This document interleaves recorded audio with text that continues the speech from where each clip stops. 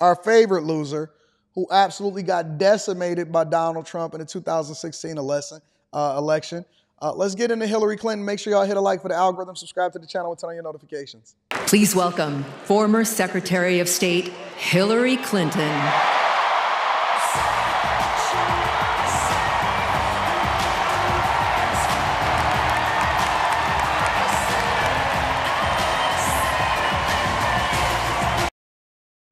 Could y'all imagine if we had Hillary Clinton as our president? We had phenomenal 4 years, a phenomenal 4 years of Donald Trump in 2016 through 20. Could y'all imagine if we'd had to sacrifice that and put Hillary Clinton that was going to break the glass ceiling for women? Could y'all imagine if we had Hillary Clinton in the office for president of the United States of America? It would be insane, bro.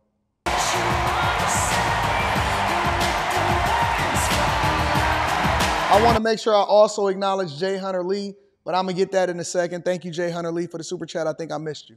Thank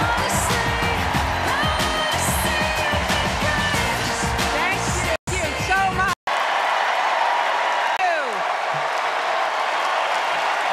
I'm going to try to skip through this so I can get to the good parts. Why are people so enamored with Hillary Clinton? Or is it just the people at the Democratic National Convention?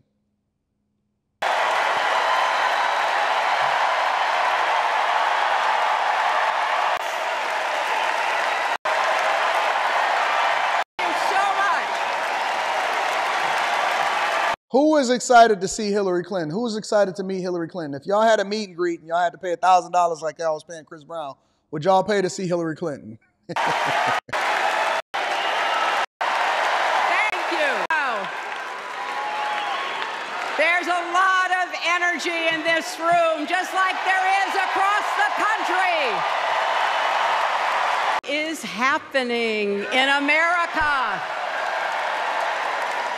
You can feel it. I'm going to speed this up, y'all. Something we've worked for and dreamed of for a long time. Yo, at 1.25 speed, it actually sounds like she's talking normal. First, though, let's salute President Biden. He has been democracy's champion at home and abroad. He brought dignity, decency, and competence back to the White House. I wonder if Bill Clinton was thinking about that as he was getting head under his desk by Monica Lewinsky. Yo, listen, you know what I see when I see this, honestly, before I get to her speech? You know what I hear? I hear so much hypocrisy. She's sitting here and talking about bringing decency back to the White House. In my lifetime, I haven't really seen decency in the White House from the majority of the people that were serving, including from her own husband that destroyed the American economy by setting the precedent and setting the ball rolling as far as selling off American jobs, North American Free Trade Agreement, doing business with China, and in the housing crisis, being the architect, the manufacturer of the housing crisis. I wonder if, because her husband was the most disrespectful person inside of the White House, he was getting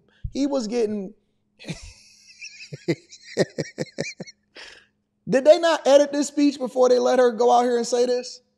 Come on, man. Come on, bro.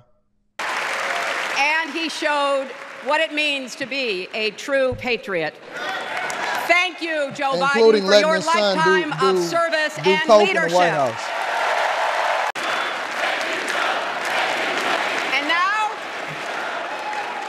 And now we are writing a new chapter in America's story. You know, my mother Dorothy was born right here in Chicago before women had the right to vote. That changed 104 years ago yesterday. Think about it. Tennessee became the final state to ratify the 19th Amendment to the Constitution. The state legislature was deadlocked until one lawmaker's mother, a widow who read 3 newspapers a day, sent a letter to her son. "No more delays," she wrote. "Give us the vote."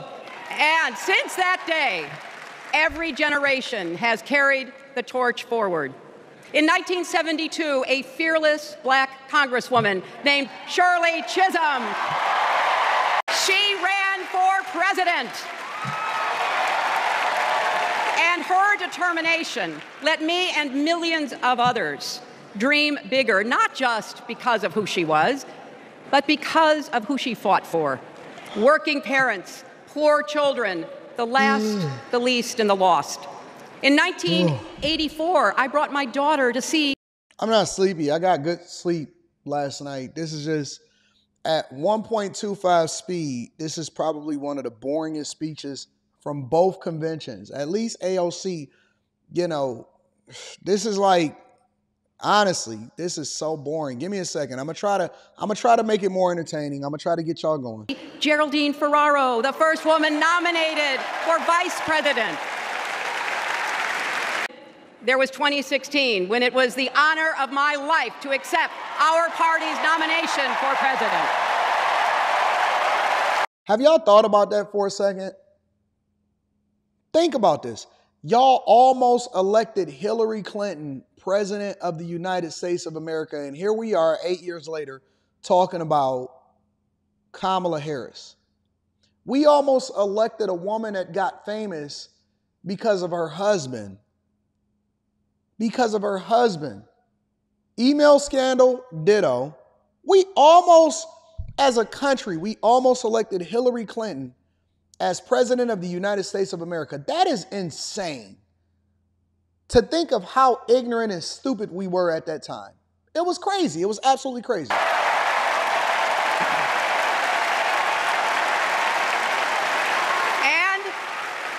And nearly 66 million Americans voted for a future where there are no ceilings on our dreams.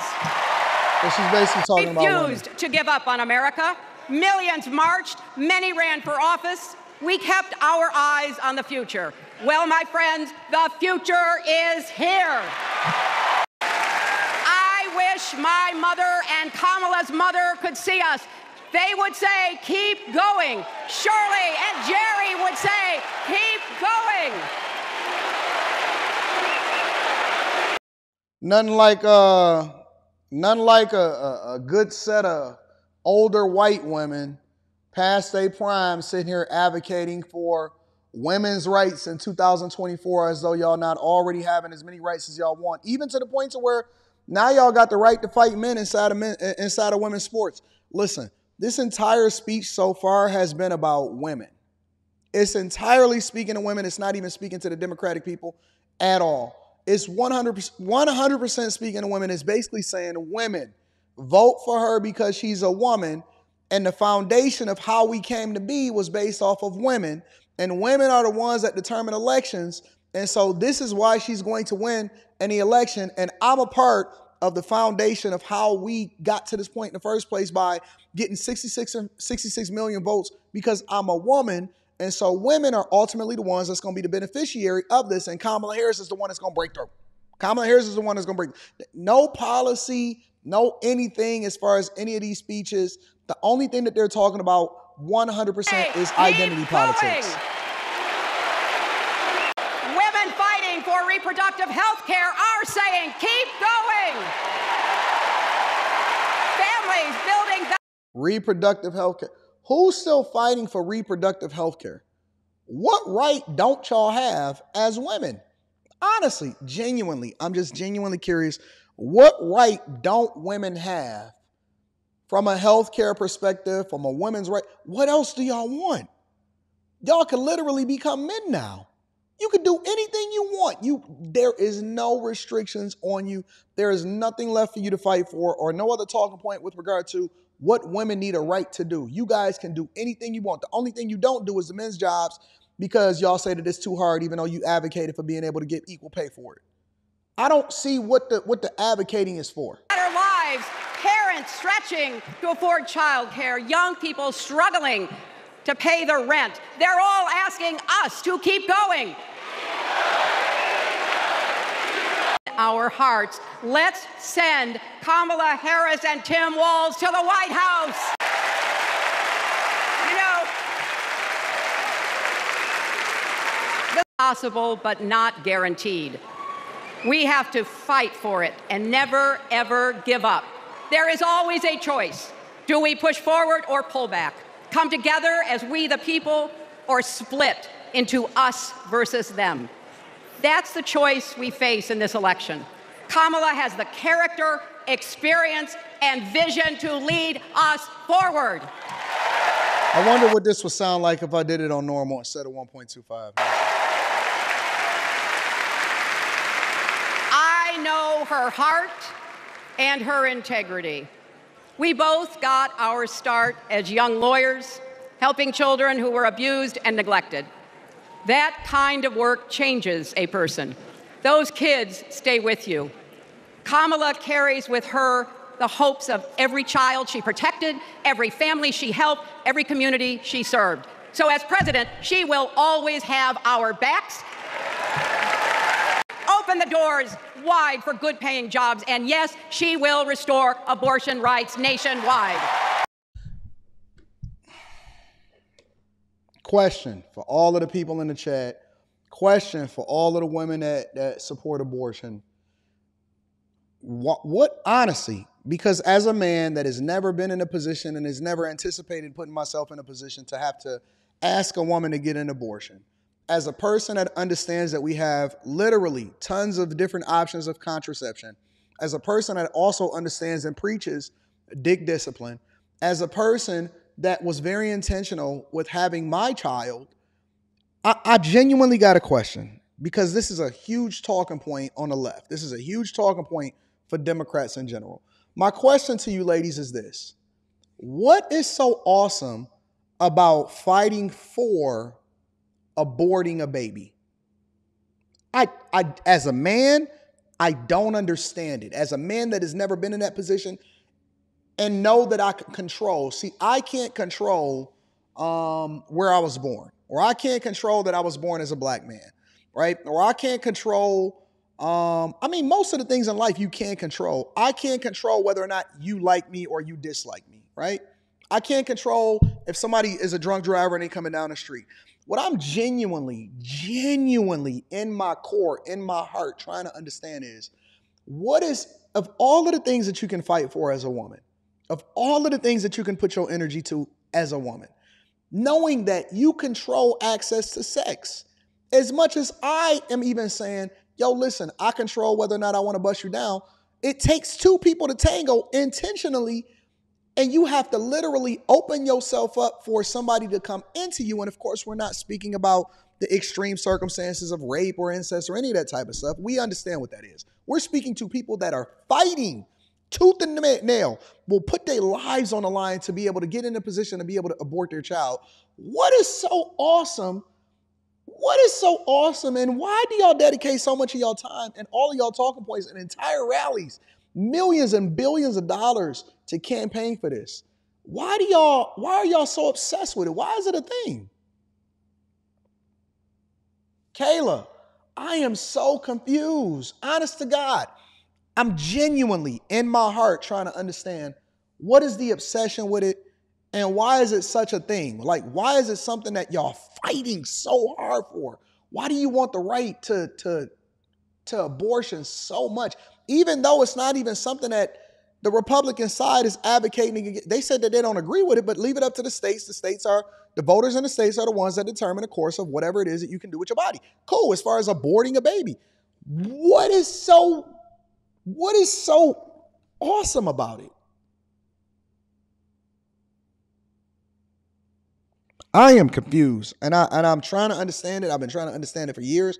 I've researched why I should take a position on A or B, and as a 42-year-old man, I don't understand it. I don't understand why this is the fight. Then this is the sword that y'all decide that y'all want to lay on. And look at all of the people that's galvanized when she said it.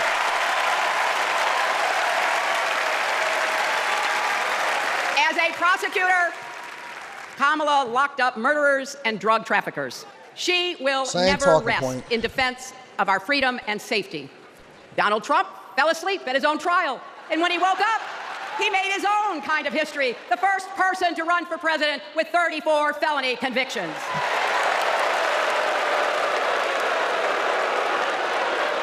In the Situation Room.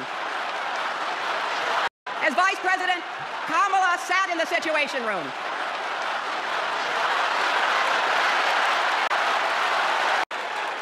We also know, as Vice President, Kamala sat in the Situation Room and stood for America's values. I know what it takes, and I can tell you, as Commander-in-Chief, Kamala won't disrespect our military and our veterans. Here's our Medal of Honor recipients. She won't be sending love letters to dictators. She will defend democracy and our Constitution and will protect America from enemies, foreign and domestic. Think about it.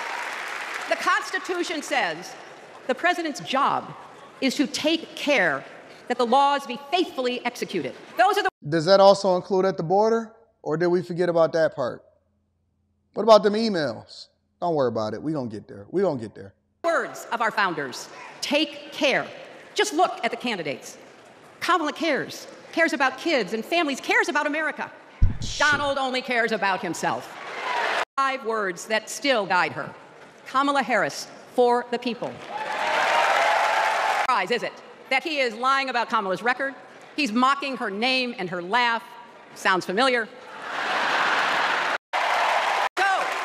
So, no matter what the polls say, we can't let up.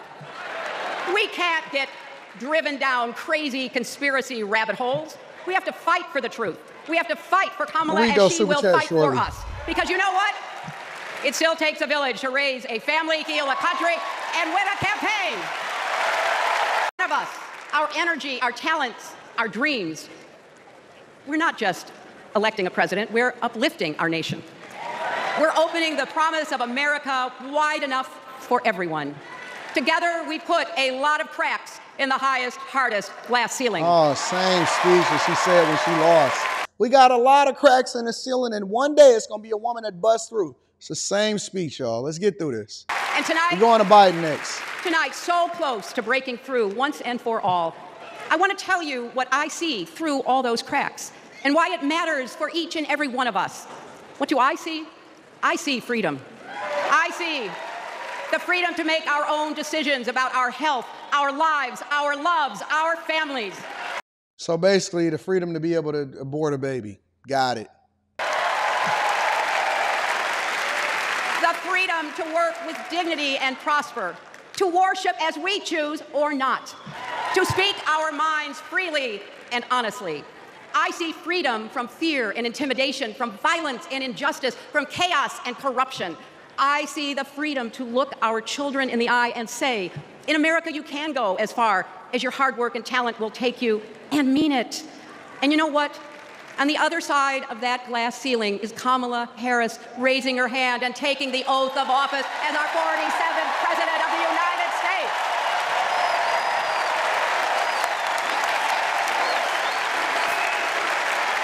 Because, my friends, when a barrier falls for one of us, it falls and clears the way for all of us. So for the next 78 days, we need to work harder than we ever have. We need to beat back the dangers that Trump and his allies pose to the rule of law and our way of life. Don't get distracted or complacent. Talk to your friends and neighbors. Volunteer. Be proud champions for the truth and for the country that we all love.